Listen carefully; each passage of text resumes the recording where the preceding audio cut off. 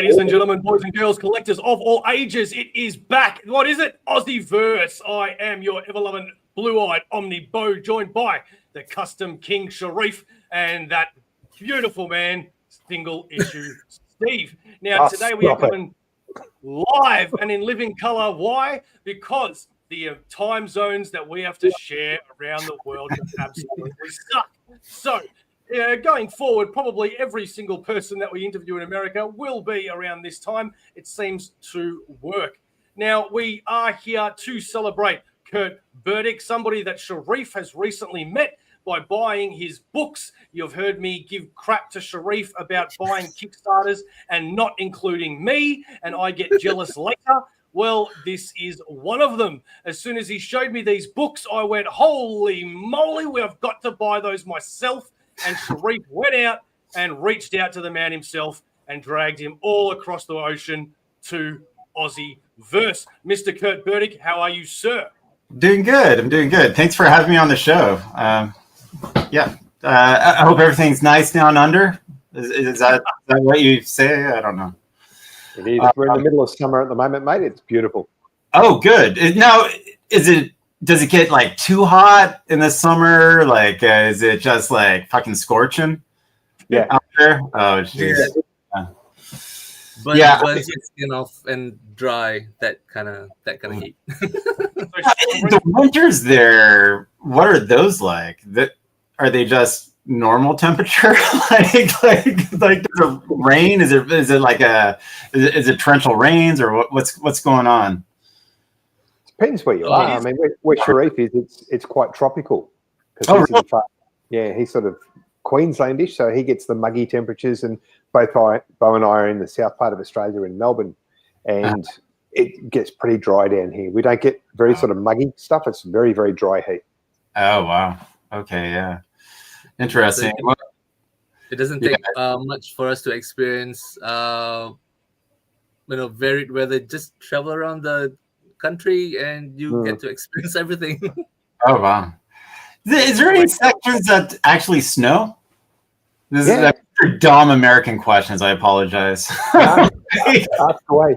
No, there definitely is. We've got snowfields probably sort of in the south and southeast kind of regions. So really? I know for Bo and myself, we could drive 2 hours from where we live and we could be at the snowfields.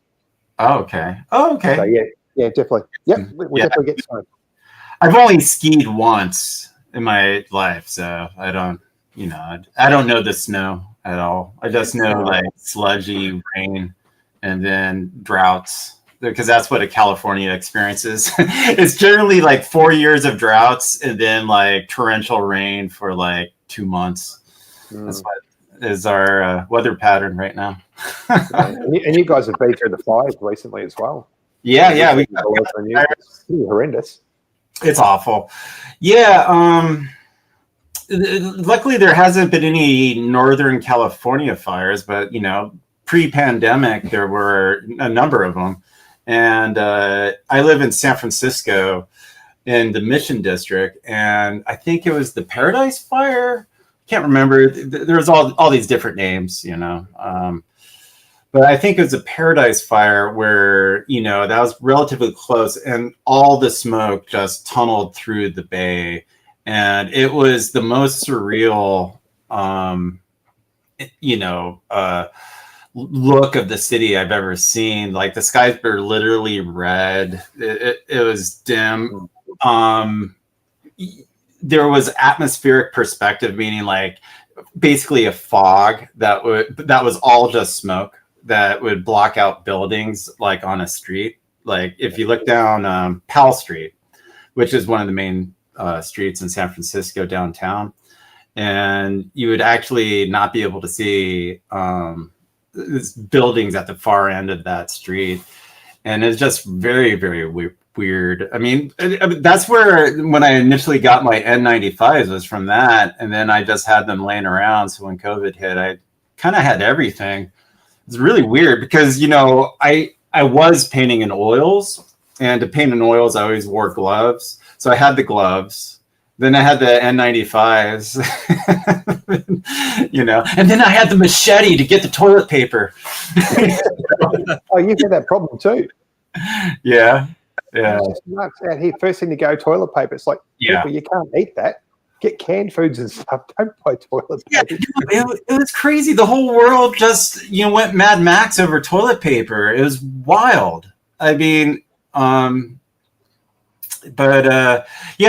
luckily, so I live in the Mission, which is a heavily Latino district, and Mexican, primarily Mexican, but there's like El Salvadorians and Colombians.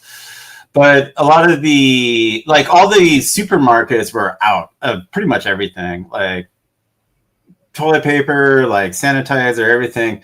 But the local mercados, like the Mexican supermarkets, no one was going to those. So that's where I got most of my stuff. So I just went in there and got my supplies. So luckily, I didn't have to go, feral with my hygiene. So we are here to celebrate your Kickstarter, which is the Death of Power issue 6. Yeah. Before we go and have a look at that, Kirt, and you tell us all about that, tell the world who you are, why you are, how you are, where you are, and all those questions that people want to know. I don't know. I'm very bad at answering any of those questions. I kind of don't like to even think of me as a person in existence, especially in our current state of the world. I just kind of want to focus on doing my work and ignore everything else. But basically, I've been kind of just living, in San Francisco most of my life. In the Bay Area, roughly the Bay Area, all my life. And always been interested in comics. And through that interest in comics, I studied a lot of art. And for a little tiny smidgen of during the late 90s, early 2000s, I worked in 2D animation. There's a couple small studios in SF that I worked. But, that's not really, animation's not really where my passion was.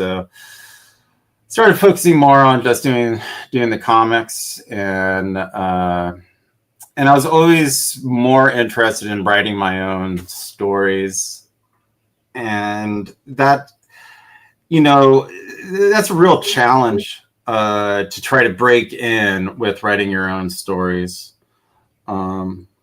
especially when you have an American education and you can barely spell. So, but. I think for me, I was just kind of doing odd jobs and then comics on the side. And that's basically kind of what I still am doing. But I just got a system down to where I can actually finish and produce work. So, and right now, I do hope to grow that to a point where I can comfortably quit my day job. That might not be a possibility just because, in the US, your healthcare is tied to your work. And there's, who knows in 4 years if Obamacare or, it's going to be around to...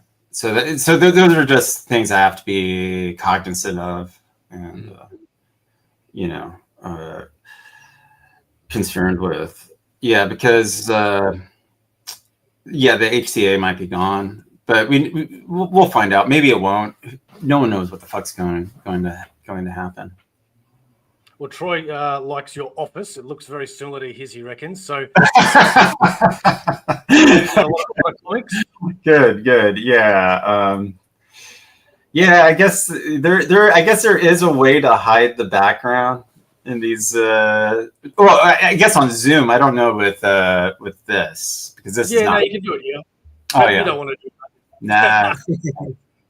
It's too late. Sharif, tell us how you stumbled upon Kirt. You're going through Kickstarter. What happened? Basically, I was just YouTube surfing, and for new stuff, new books to read, and I came across this channel that was co-hosted by the late Ed Piska. I've got a few of Ed's books, and I thought, hey, I've never heard him speak. Let's listen to what he's got to say. And one of the stuff that was reviewed on that channel was actually Death of Power 1. It is a really, really crazy book, Kurt. I can tell you that. And I was the main character in that book is the first character, my first love, and to see how that character gets treated in your comic, it was just hilarious. And it is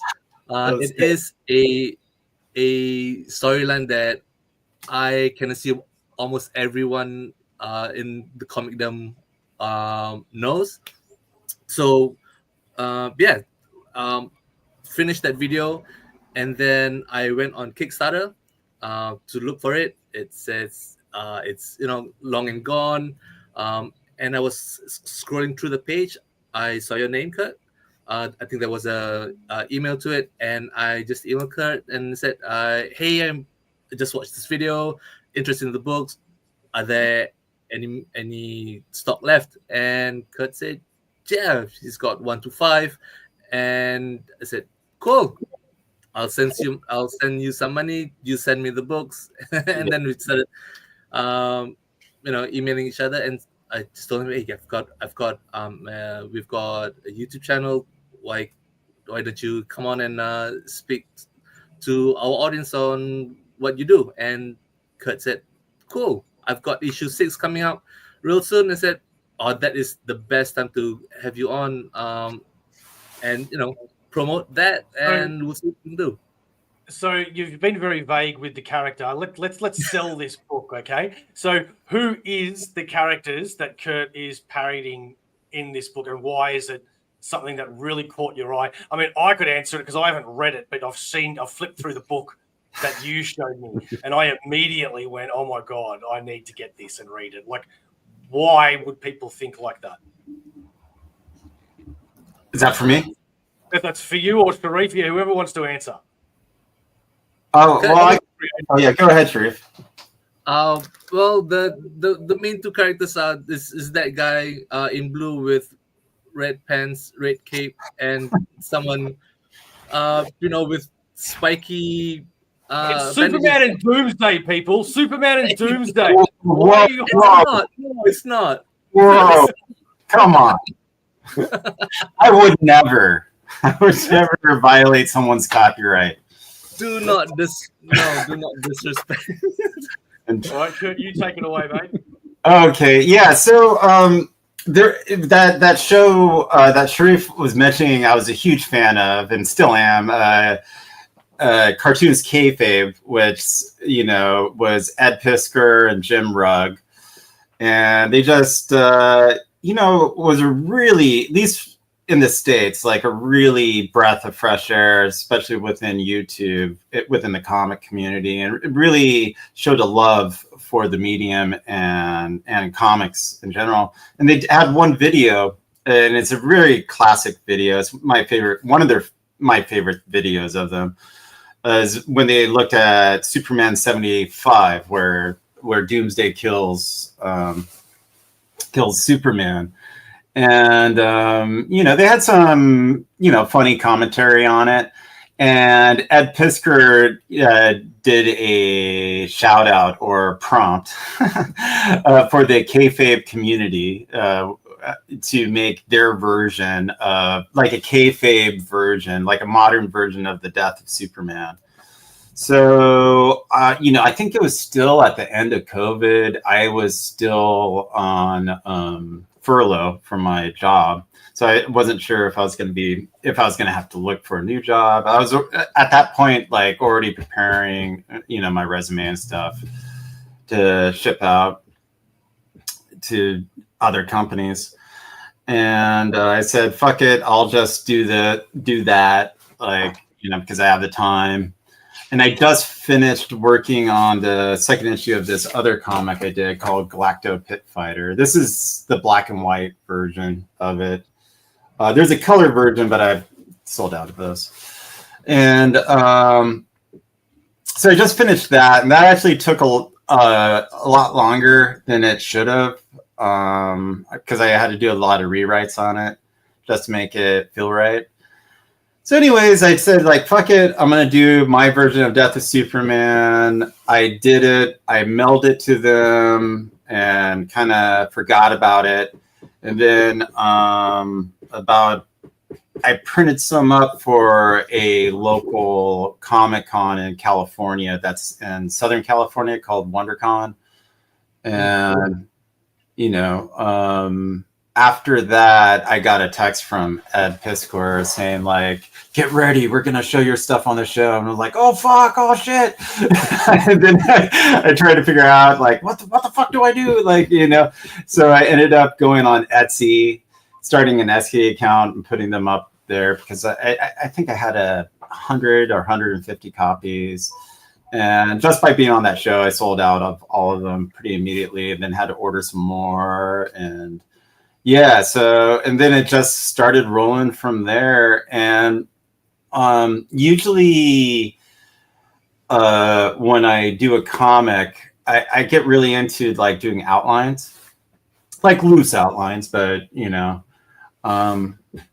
and I did a pretty detailed loose outline of where I would think the death of Superman, how the death of Superman should evolve. And it was you know, so I had like, I think I had it out to 12 issues, like doing like the maxi series. You know, like the classic 1980s maxi series where they had the mini series, and then, you know, like for the, you know, the creme de la creme, they get the maxi series, you know, like Camelot 3000 or, you know, Crisis on Infinity Earths, you know, Watchmen, you know, because that was originally just a maxi series. And so I was thinking like, oh yeah, I'll do a maxi series. And yeah, so with each issue, you know, I've just been working off that outline, and since that first one was successful, I decided to do the next one based on the outline, and that was successful. And then I just kept going from there. I have tightened down the outline. I really wanted to get it down to 9 issues so I could get it done, just because I am a relatively slow artist. Now it's at 10 issues because I had to, split one issue into 2 issues just for story reasons and for pacing. So that'll be like issues 7 and 8 was split. So yeah, so now I'm just trying to stay focused and stay kind of on that path to complete the story, because it does have a definitive end, and I'm pretty excited about it. I just need to get there to get to that point, and hopefully nothing will, in life or in the world, come around and, toss the table over and say like, fuck you. But so far, even with it has been a relatively tumultuous time, but I've been still able to like get the books out. So I'm pretty happy with that. And yeah, and every time I start a Kickstarter, the book's already done, so it's really just getting the funds to print it. It's cool. So I noticed that with this series so far, beyond issue 1, once we go into 2 and progress from there, you brought in more familiar DC characters, more familiar characters from that company into your storyline, and it was not just the death of that main character. You went beyond what the conventional stories from that publisher and made it your own. So can I safely say that it's its original story then, and not based on something else? Well, it started like I would say the first issue is more or less, my version of issue 75 with like, I mean, that one is more of a satire of specifically 75. At least that's where it starts. The rest of the story, I hope to evolve it into a direction to where by the end, it's more or less my own characters, my own original characters, like that the characters have changed enough to where they're no longer just parodies of famous DC characters that I love, that they're characters on their own right. So that's kind of like the goal to like, because I'm just taking these tropes and showing how I think that this type of myth should end, so it's pretty divorced from the Dan Jurgens actual Death of Superman and Reign of the Superman storylines. Yeah, I'd definitely say that, judging from what I've seen. Yeah, it's very, very. Look, people, if you want to see a version of Superman and Doomsday fight, but the way that you would want them to fight, not the way that DC and Warner Brothers or whoever put in that book, which was great. Don't get me wrong. I love Death of Superman. Always have, always will. It's got a very nostalgic place in my heart. But if you want to see Superman and Doomsday just turn around and go, you know what, screw editorial, we're fighting the way that we want to fight, then this is the book for you. And Razor Raymond has a good question here, because I did want to talk about why you chose the dimensions of your book as opposed to the normal size book. When you talk about that, Razor also wants to know, do you plan on doing a collected edition Kickstarter of all the Death of the I that is the goal. Like, I do want to do a collected edition. Hopefully I'll be able to find a publisher for it, but if not, then I'll just do it on Kickstarter. There is this, there is someone also on Instagram who I haven't contacted yet that I would like to work with to do the collected edition, but that's still relatively far. I still have 4 issues to complete, and hopefully I'll get those done this year, but it might be 2 years.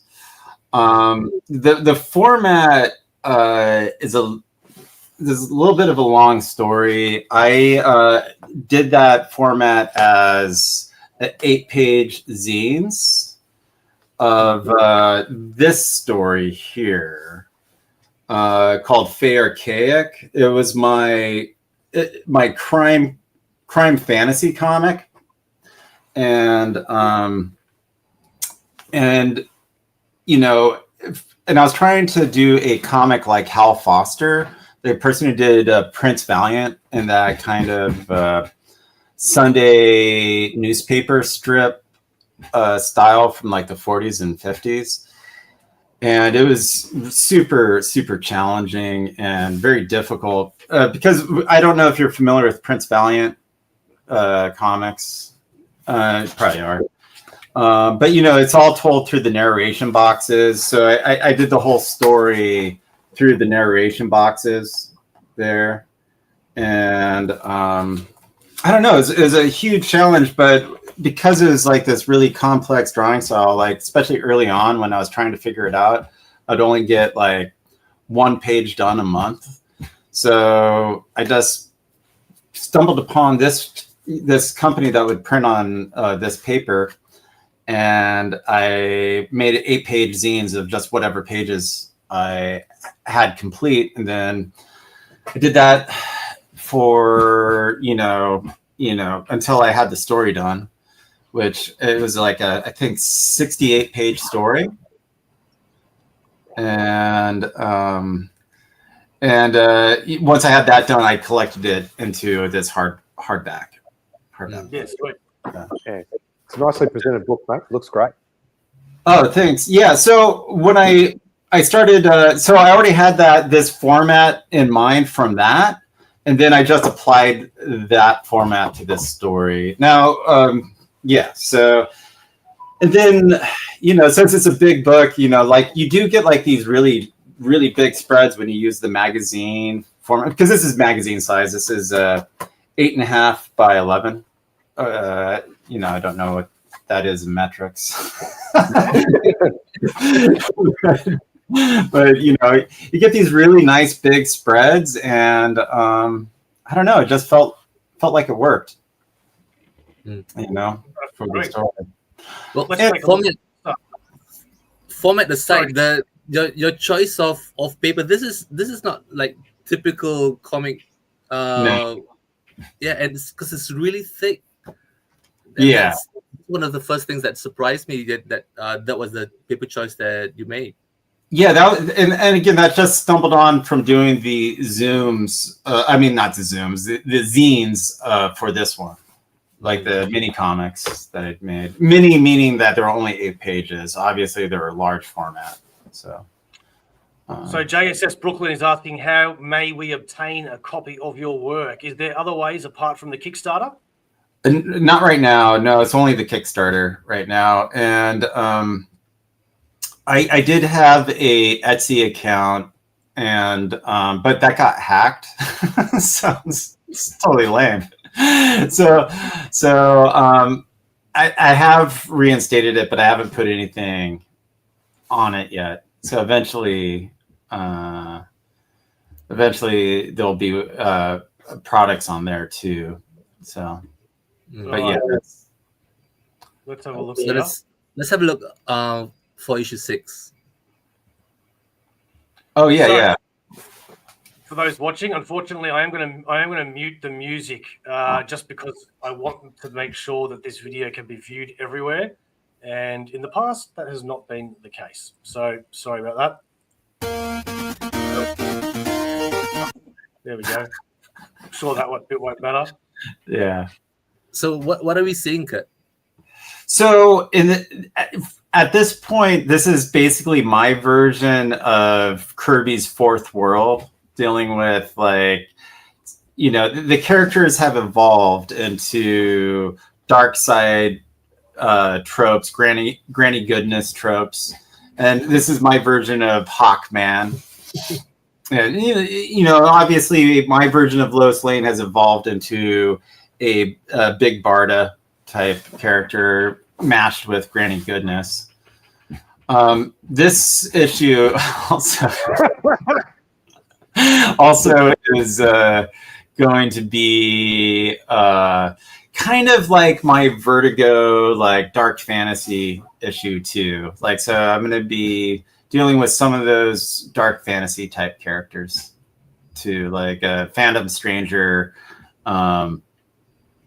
Spectre. So that character is my mashup of Phantom Stranger, Deadman, and the Spectre, which when I was a kid, I was a big fan of the Spectre. There was a really good 80s reboot that came out at the time. So, and those are the first couple pages. And I dig your artwork. Oh, thank you. Yeah. And each issue has been getting harder and harder to draw, at least more challenging to draw. So that's my version of Commandy. So that's... Just pause on that for a moment. Yeah. It's not every day you get to see a naked woman on a hippo. What's this American au revoir? Is that how you say it? Yeah.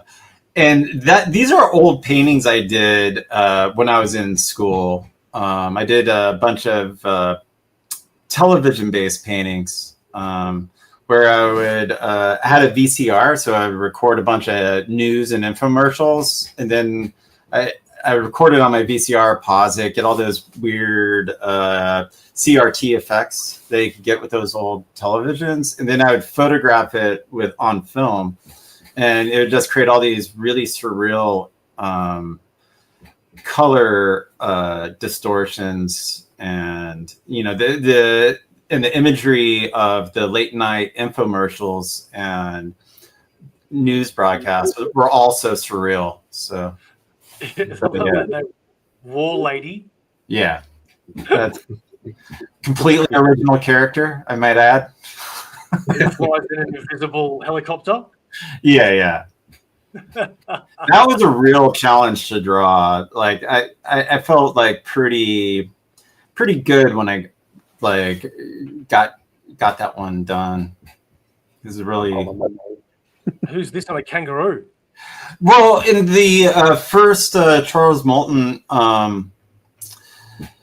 Wonder Woman comic, in the contest to see who's going to go to take Steve Trevor to the land of men.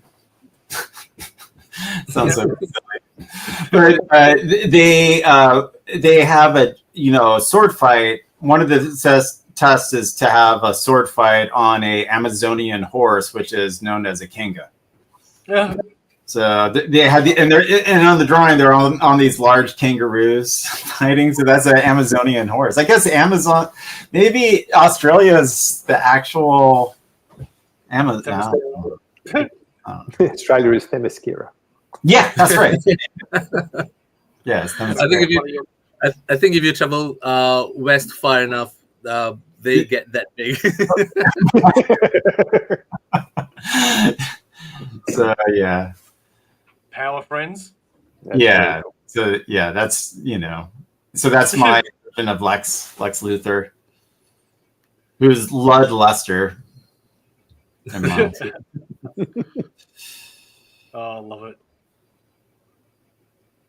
Oh, look at this. Look at this. Awesome.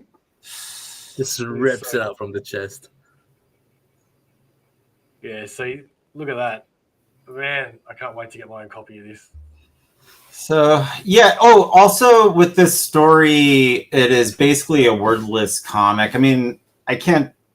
There is very minimal dialogue. There's, I try to keep it as minimal as possible. But so that's another challenge to just try to tell the story solely visually, and more or less that's been working for me. Yeah, fair enough. Definitely a challenge. Galacto Pit Fighter. Here we go. Yeah. Galacto Pit Fighter number 2 has perhaps the best hidden cover reveal in comic Yeah. history. Thank you. Yeah. That image reminds me very much of when Iron Maiden released the single for Can I Play With Madness. It kind of looks like Eddie's head. Oh, that's great. I loved those, like the posters and the record sleeves of Iron Maiden. I mean, that stuff was amazing. It must have had an impact because that actually has a lot of like Eddie feel in it too. So this is my version of a Swamp Thing, where I turned Swamp Thing into a venereal disease. It will grow. It will grow on you. What? Yeah. What just happened? Yeah, and I came up with that with a friend of mine. Like, he actually came up with the term hermaphrodite. Oh my god, that's hilarious. Yeah. That's my Batman. Well, the mysteries of fun. Bet guano. Yeah, a little bit of a back guano. Some Rick Veitch, definitely in that.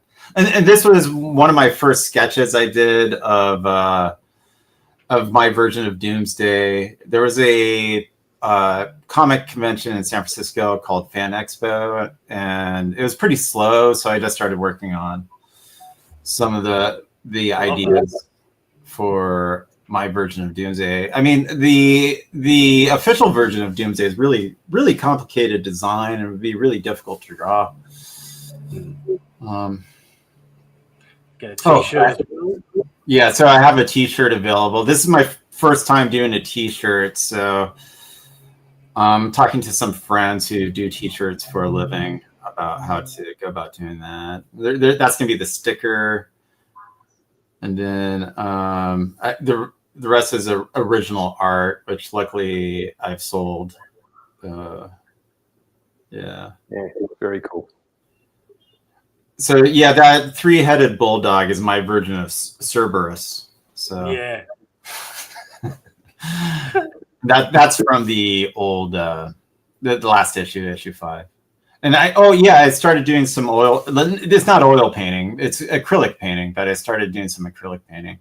Fortunately, I can't paint in oils in my apartment. It's just too toxic. And I live in a studio apartment, and I'm just not willing to sacrifice my health. I just don't want to. Kurt's deliberate choice to make Doomsday uncircumcised shows his skills as an accomplished storyteller. That is one of my most proudest pull quotes. And Marcus Parks I'm a huge fan of his. He does this podcast called Last Podcast on the Left with Marcus Parks and Henry Zabrowski and then Ed Larson. Now, so let's have a look now at how you can get this book and the packages available. Starting off at $8, you can get the Death of Power digital comics bundle.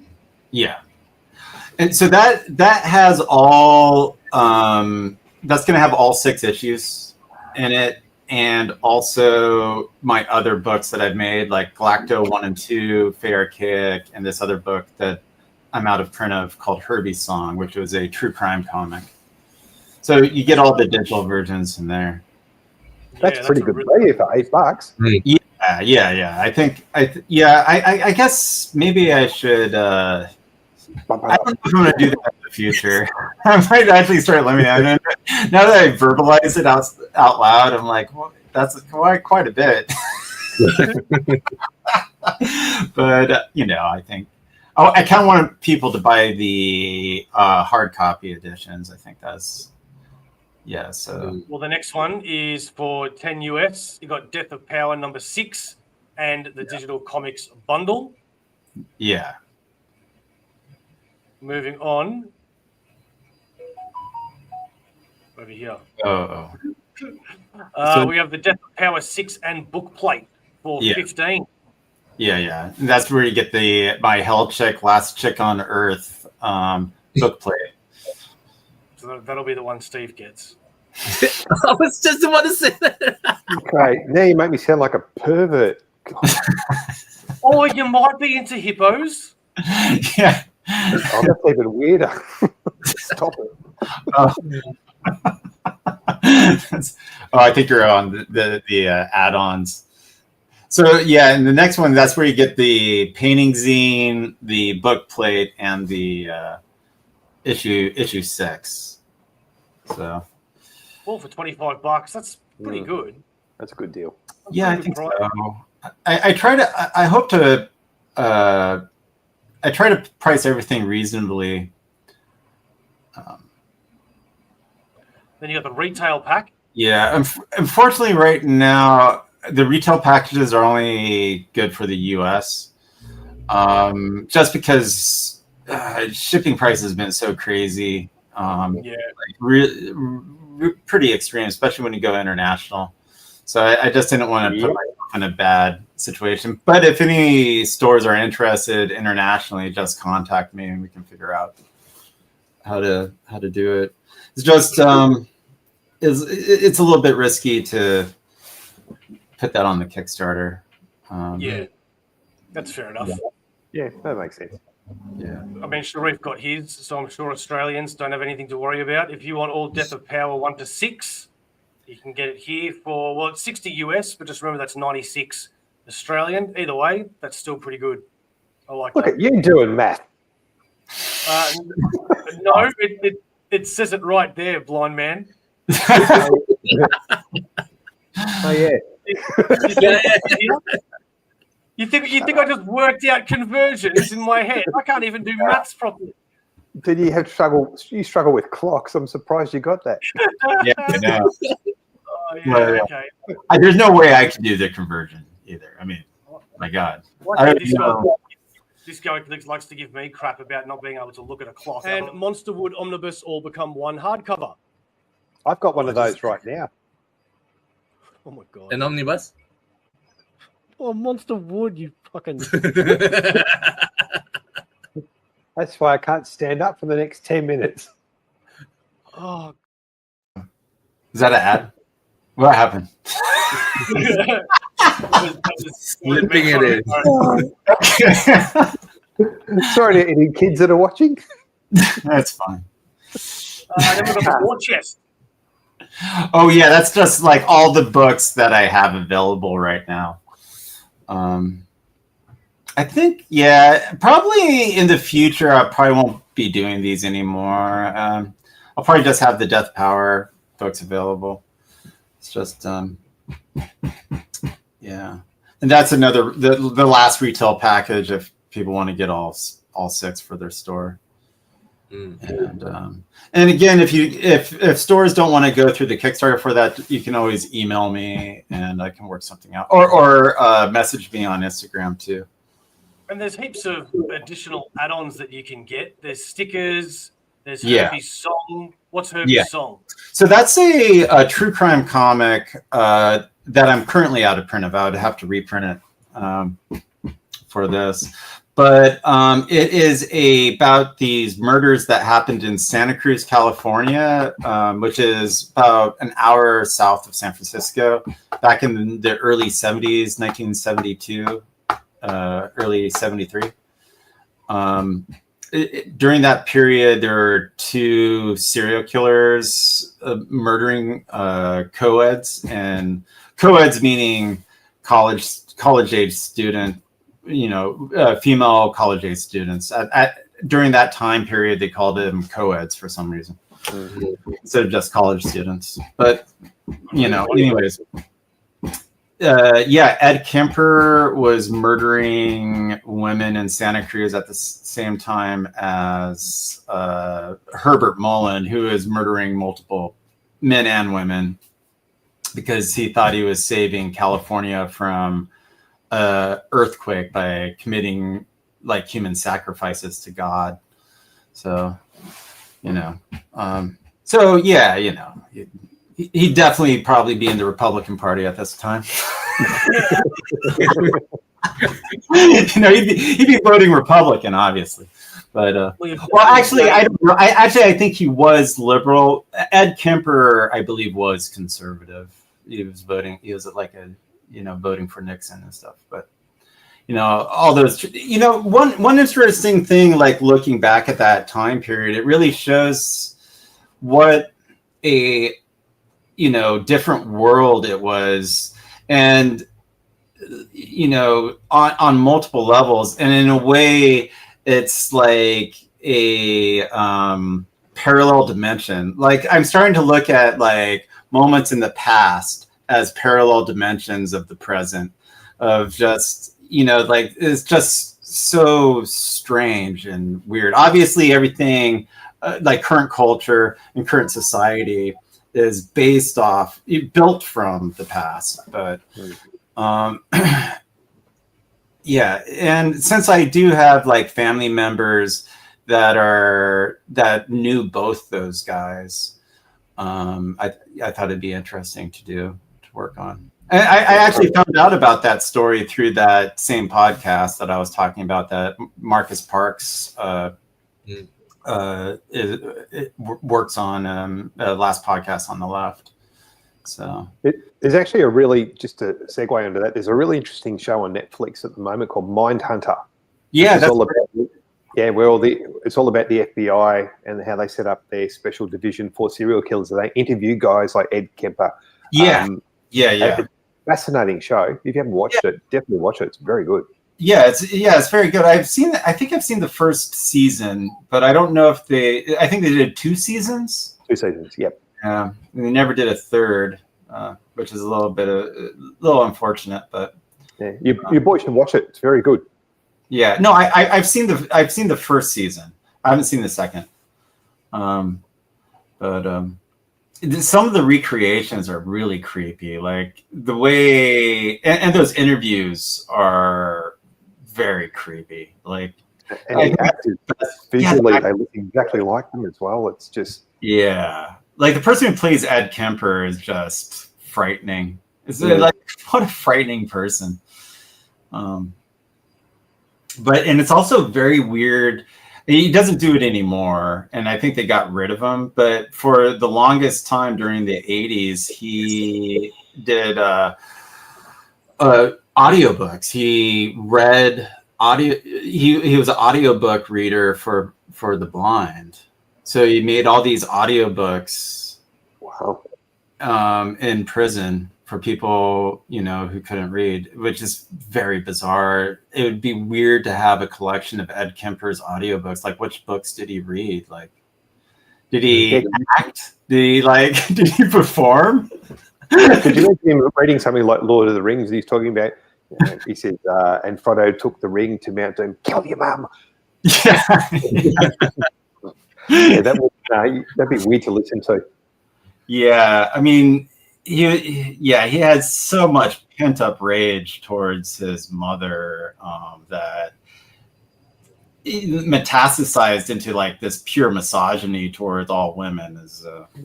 I don't know if you would like some of the, what's the name of the character in Lord of the Rings at the end who kills the Nazgul king? I can't remember. What's her name? She chops off the head of the dragon. Is it Arwen? Arwen kills the king? Yeah, I don't know if he'd be a fan of her. He'd hate that scene. Because, she was an empowered woman, basically. Yeah, I can't remember. Yeah. Who doesn't do audiobooks or have a problem with their mum? It's our sponsor, Comic Bookaroo. Here's a word from him. Comic Bookaroo, proud sponsors of Aussieverse for all your comic book needs. Graphic novels, hardcovers, omnibuses, single issues. Don't forget to pre-order every Sunday at Comic Bookaroo. Bookaroo, Australia's #1 online comic book store. We also have a question from Razor Ramen, and that is, are you planning to attend any cons this year? Cape and Cow Con, methinks. Oh, yeah, no, for sure. I mean, I basically was at Cape and CalCon this last year. I had my friend Jan manage the table because I was at a signing up in Portland. But yeah, I definitely want to do Cape and CalCon. It seems like a really, really good convention to do.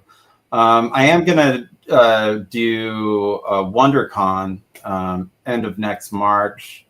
I'm going to be sharing a table, though, with a friend of mine. So I won't be officially like listed. I'll just be there, like sneaking in. Yeah. So apart from the two cons that you just mentioned, are you relatively active doing rounds on other cons? Do you travel out? Not really. I mean, conventions are really hard to get into right now. I was able to get into Emerald City Con once about 2 years ago. I just did Baltimore Comic Con, and that was the first time I ever did a convention on the East Coast, and that was a blast. I really enjoyed that convention. I didn't sell as much as I expected, but it's a great convention for original art. So I wasn't necessarily able to buy a lot of the art, but it was really cool to see original art pieces by like Alex Ross. I think there was a J.G. Jones painting that I was able to take a look at, and there's some. I'm a big fan of Alfredo Alcala, the Filipino inker and embellisher from. Who worked with John Buscema on Savage Sword of Conan. So there was a lot. There's a bunch of his originals there, so I was able to check them out. And it's just you always pick something up. At least I do when I'm able to like really look closely at an original page. You just and it's always I always dig when I'm like. And when I see like they have a ton of whiteout on it, like, or like, like you can see like the corrections and stuff, it just makes it feel more real. Like, oh, wow, someone actually did do this. It wasn't just magically made. But then there's other pages where they do just look like they're Glee clay prints, like just, perfect and perfect in every way, but none of my drawings are like that at all. There's a lot of, I'm getting a little bit more fluid with it, but I do end up like, erasing and redrawing a lot of stuff. So how would you describe your style? My style? Yeah. Well, I never really built the confidence with working with ink the way the majority of cartoonists have. So all my work is pencil cleanup, and that stems from when I worked in 2D animation in the late 90s, early 2000s. During that period of animation in the United States, everything was drawn with a pencil cleanup and then scanned in and then digitally colored. And now, usually there's a program, it's done digitally in a program like TV Paint or Toon Boom Harmony. Like most of the American animation is done in Toon Boom Harmony. In Europe, they tend to use TV Paint a little bit more, but that's 100% digital. So there's no traditional drawing generally. But because I did that, I got used to doing those like pencil cleanups for scanning in. I just applied that to doing the finished work for my comic book pages. And again, that just comes from never fully getting comfortable with ink and always feeling like, I end up whiting stuff out and then, redrawing it and, inking on top of the whiteout and, so pretty inefficient. But if it's a pencil line, I can like craft it and it's not as big a deal to erase it and redo it. So, yeah. So going back to the start, mate, like this whole journey for you, like who and what inspired you to get into drawing comic books? Oh, well, I think that was just something I was into from a very, very early age. Yeah, I kind of always been doing that. Just as, just to, I think as a kid, just to entertain myself and like, stay busy. I think, and I was really into movies and comics was an easy way to play in that mind space of creating your own stories visually. So, and I remember I was really, really into, Mad Magazine. And in a way, I kind of consider Death of Power, I would put it like in the same category, at least mentally for me, like aspirationally, in the same category as Wally Wood's Super Duper Man, which he did for Mad Magazine, one of the early Mad magazines. But of course, I'm not saying it's on that level. Obviously, it's not. But that's the spirit that I want to convey with the book. So. But yeah, so I was always, drawing and into writing my own stories. And, in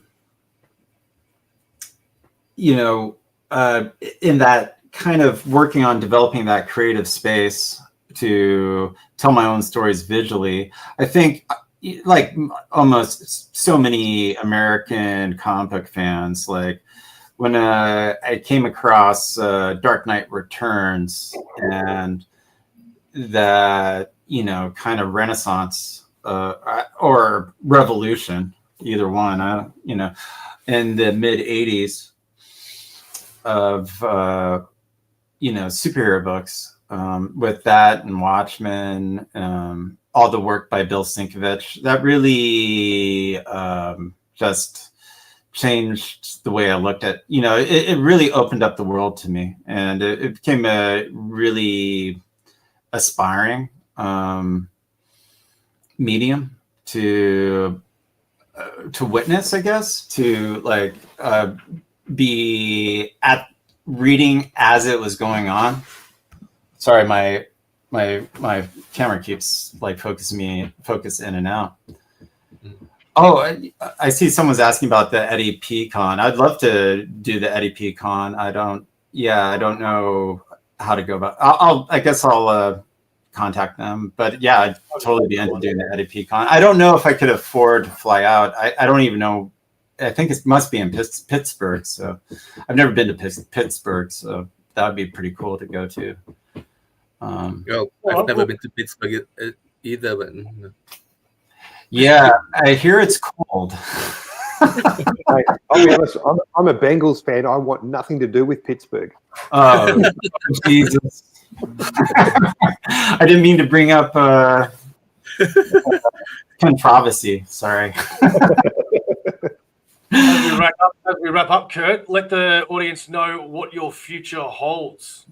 I mean, like your life. I'm talking about, Oh, good. Okay.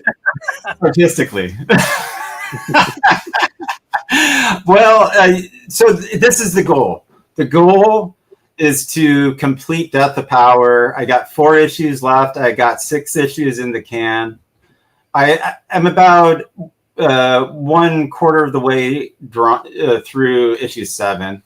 So after this interview, I'm going to go back to drawing that. So I want to get issues 7 and 8 done, and ideally I'd like to do a Kickstarter with 7 and 8. That's a plan, but it all depends on like how fast I can work. If I can, within the next 4 months, if I can get 7 and 8 done, then I'll do a Kickstarter with both of them. So that'll be like kind of my double-sized issue.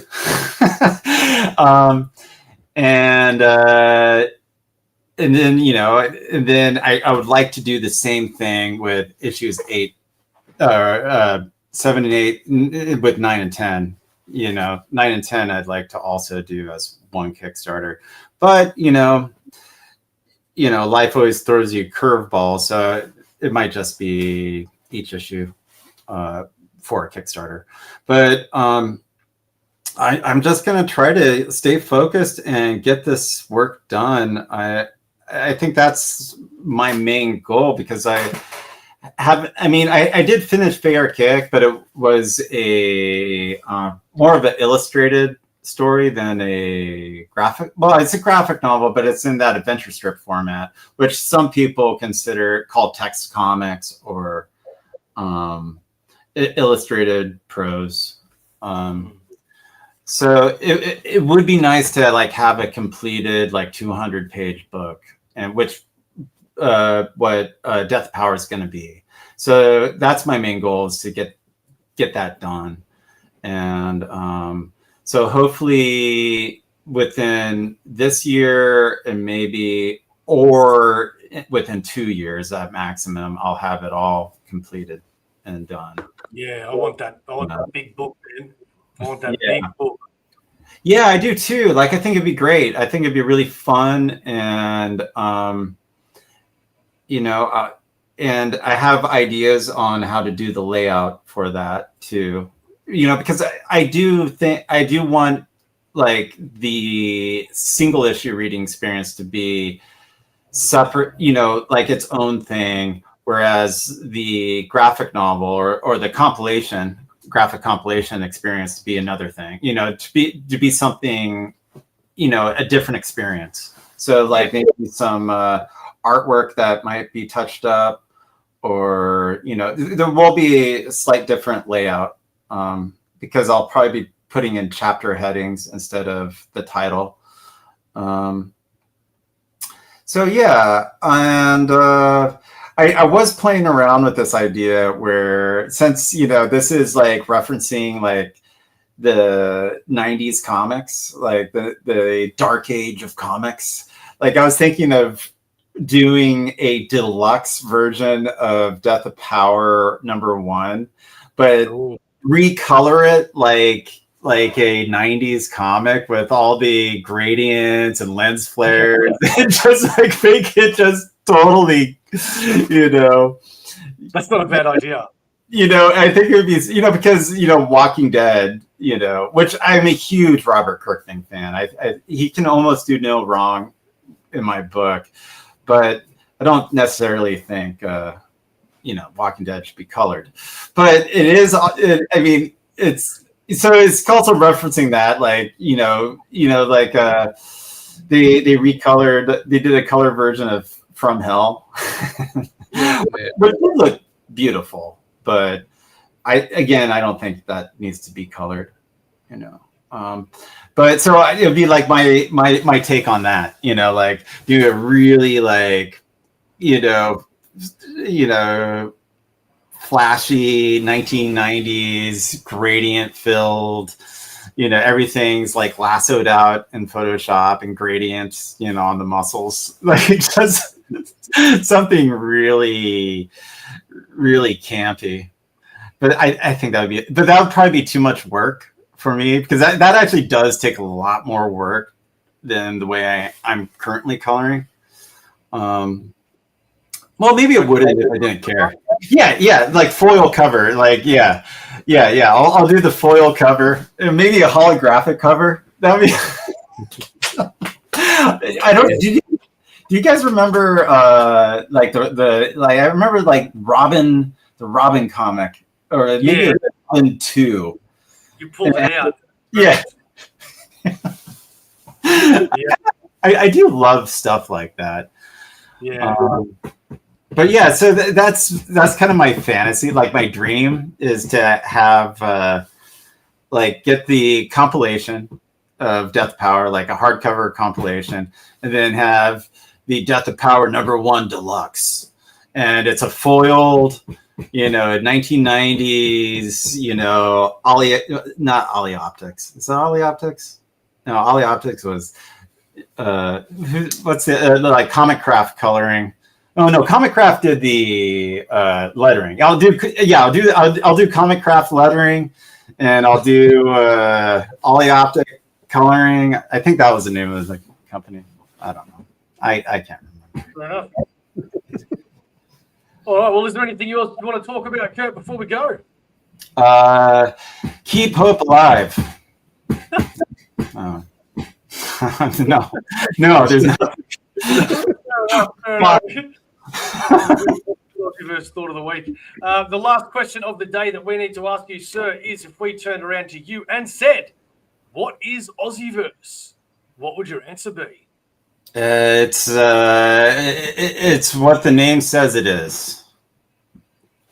How's that? That's not bad. That's not bad.